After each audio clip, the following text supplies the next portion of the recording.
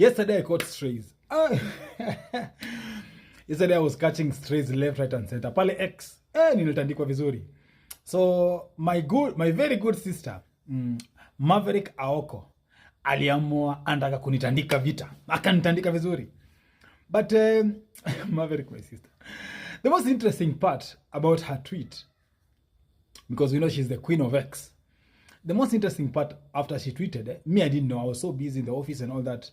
But kuna wakati nilipata break. But time nilipata break nikaangalia Twitter, I was going through X. I saw people tagging me from one of her tweets. Then when I read the tweet, I was like, oh my goodness, what is all this? So the first thing I did, I just texted her. So I spoke to her in Luo and all those things. And then we laughed about it. We so laughed about it.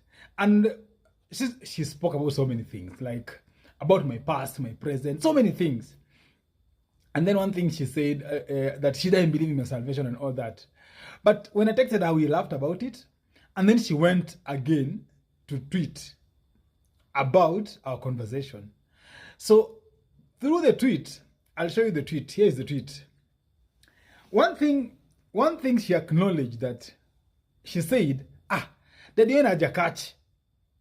Because I know most people, but they will catch sana when they're getting all these strays on social media or sana kuingilia and all that. And she said Daddy Owen catch. And then one of the most important things she said is, I guess it's because your salvation yake. And remember in the past tweet, she didn't believe in my salvation. So she said, Daddy Owen catch. And she was amazed that after all that she wrote, me and Siko nimekatch. In fact, we laughed about it and we just moved on. The most important thing about the whole story is that she wrote so many things. She knows the truth. Maverick knows the truth. And kuna watu baadhi naogopanga sana social media. Naogopanga Maverick because she's like my sister, she knows me so well. And naogopa Amerix because he knows my background and ananijua vifiti. And then pia naogopa Sabato wewe. But let's stick to what happened yesterday on X. But after all that, there were so many positive comments that were coming through. I didn't expect that, by the way. There were so many positive comments. Guys were saying, hey, Daddy Owen is so mature. I'll share some of the positive comments that were coming through. They're like, hey, Daddy Owen is so mature. But someone said, let me just stick it here. Someone said, Owen najua, what you've gone through a lot. Some things don't faze you. And it's true. Man, I've been through a lot. I've earned it all. I've lost it all. Mimi ni mtu mwenye nakwambia, I've lost it all, man. I've gone through a lot. I grew up in hardship. Nikakuja nika make life ikakuwa better. Nikakuja life ikashika, nikakuwa on top of my game, nikakuwa one of the richest young men. Then again, I lost it all. You understand? So I've been through nimekuwa through it all. I never thought one day I'll be this person talking to you this way. Maybe 5 years ago, hata singeamini, because I used to be that person. I was so worried of what people will say about me on social media. Nilikuwa so worried about how people perceive me, perceive my salvation and all that. But today I want to tell you something. There's something I've learned. Never worry about validation, whether offline or online. That's the most important thing. That thing will change your life. It made me understand that I need to be very nonchalant. But by the way, one day my son told me, hey Dad, you're always so nonchalant. What happened? But I don't know if it's a good thing or a bad thing. But sometimes I feel like it's life that takes you through all this. And then you end up becoming so stoic to a level whereby nothing moves you. Nothing people will say can move you or distract you or make you feel unworthy. Nah. Because the moment you move from that place of people pleasing or working on that thing of getting social media validation, that's your downfall. Because you'll always live by fear. You'll never be that person who, you're a risk taker. You'll never, because you're always worried about what people will say. The best thing about the whole scenario is, I've gone through a lot. I've been at the highest peak, the Himalayas. I've been at the deepest trenches, the Mariana Trench. I've been in the driest places, the Sahara Desert, or let me say the Taklamakan Desert.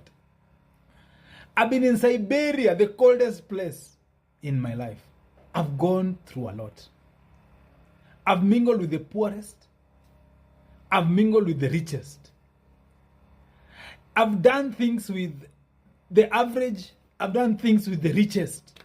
I've seen it all. I've dined in greatest places. Think of a palace in this country. I've dined in those places. And I've even dined in like the poorest regions in this country. I've seen it all. I've lost it all. I've won it all. I look at my life and I say, indeed, God has been faithful. In the Bible, in the book of Matthew 5:16, it says, and in the same way, let your light shine before men, that they may see your good deeds and glorify your Father in heaven. I think my sister Maverick Aoko saw it because she laughed about it, even tweeted about it. She's like, how come this guy is just happy, he's always laughing? And in fact, there's someone who texted and said that Owen in all his tweets, even if you hata mtusiaje, you cheka tu. Man say, mimi, like nothing moves me, man. Like sometimes I'm even scared, I'm worried about myself because I'm so stoic to a level whereby 5 years ago, I used to be very emotional. I used to be one of those people that kitu kidogo inani affect.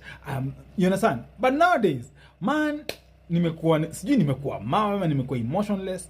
I've become so stoic to a level whereby nothing moves me. You understand? So nonchalant to a level whereby I'm even worried about myself. There's a very interesting story. It's a legendary story about King Solomon. King Solomon said he was looking for something that will always remind him that whenever he's too happy, he should be worried. And whenever he's too sad, he knows something should change. And he sent one of his servants to look for something that can remind him of that. And the story goes like, he sent the servant. A servant went to look for something that can be reminding King Solomon of that. And the servant went to one of the merchants. And the merchants, I think, gave him, or a goldsmith, gave him a ring. And on this ring, it was engraved the words, "These two shall pass." So when King Solomon received that ring, on that day, he had a very big party.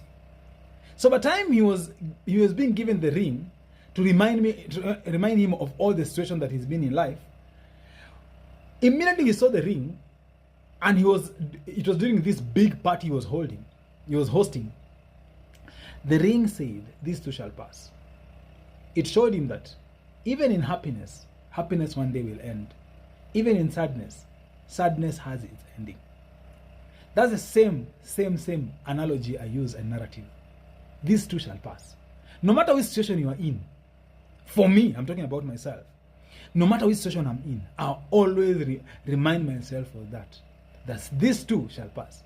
No matter how happy I'm watching Real Madrid playing, or I'm watching Arambesa scoring the best goal in my life, or I'm just having fun with my best friends and all that, I'm with that person around me, you understand?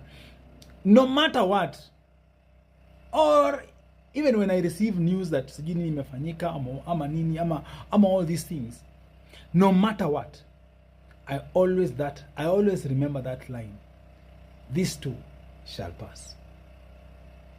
So Maverick Aoko, you're my sister. I still love you. Jana ulinipiga vita, but it's okay.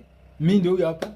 And I'm happy for everyone who supported me. I'm happy. Even Maverick is just still my very good friend.